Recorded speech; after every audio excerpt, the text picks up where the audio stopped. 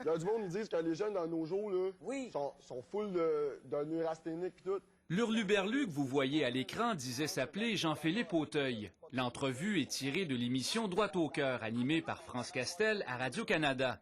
Elle a été présentée en direct il y a quelques mois. Pendant 8 longues minutes, le jeune homme qui était invité à parler d'amour tient un discours complètement surréaliste sur les pesticides, les aliments bio et le cancer. Sur le plateau, le malaise est palpable. Yo, lui. Yo, ça veut dire quoi, ça? Raconte donc. Yo. Depuis quelques jours, cette entrevue connaît un grand succès sur YouTube.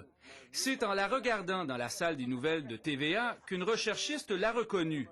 Au mois de février dernier, le même homme avait prétendu vouloir demander sa blonde en mariage au Centre Bell.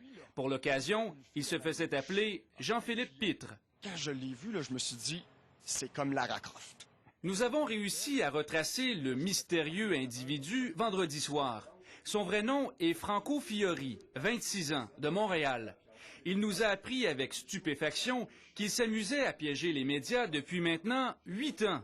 En tout, il a réussi à se faire inviter sur des plateaux de tournage plus de 20 fois. De par ma définition, je suis un imposteur, mais au-delà de tout ça, je suis un acteur qui a un plan bien défini, puis qui veut passer des personnages, puis qui veut véhiculer des messages. Moi, j'ai l'idée de l'épouser à l'Église parce que moi, je pense que c'est quelque chose d'important. Tous les médias, autant écrits qu'électroniques, y sont passés. Son premier coup, il l'a réussi à l'émission Claire Lamarche en 1999. On l'a vu également en audition à Occupation Double et Star Academy.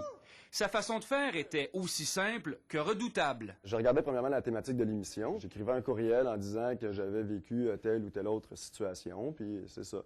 À partir de ce moment-là, il y a quand même une certaine rigueur de la part des recherchistes. Puis là, ils m'appelaient.